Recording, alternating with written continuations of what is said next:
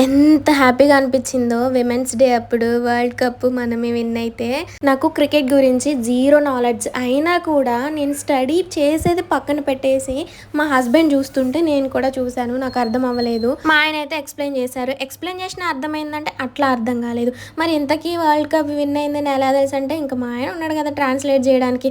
ఇంకా మొత్తం మా ఆయనే చేశారనమాట. అంత బాగుందిలే. కానీ మనం గెలిచిన తర్వాత ఆపోజిట్ టీం వాళ్ళు ఎంత ఫీల్ అయ్యారో కదా. నాకైతే పాపం అనిపించేసింది. ఇంకా ఇన్స్టా ఓపెన్ చేస్తే చాలు వాళ్ళ రీల్సే వస్తున్నాయి. తనకి అయితే క్రికెట్ గురించి తెలియని నేను కూడా క్రికెట్ చూసాను. అబ్బబ్బా ఎల్లో కలర్ ఫ్లవర్స్ సూపర్ ఉన్నాయి కదా. అక్కడ నుండి బయటికి వెళ్తున్నాము. సారపాక నుంచి భద్రాచలం వెళ్ళే దగ్గర చెక్ పోస్ట్ ఉంటుంది స్టార్టింగ్ లోనే. ఫ్లవర్స్ అయితే సూపర్ ఉన్నాయి. ఇంకా పీచ్ కలర్ ఫ్లవర్స్ అయితే సూపర్ ఉన్నాయి. కానీ అది నేను వీడియో క్యాప్చర్ చేయలేదు.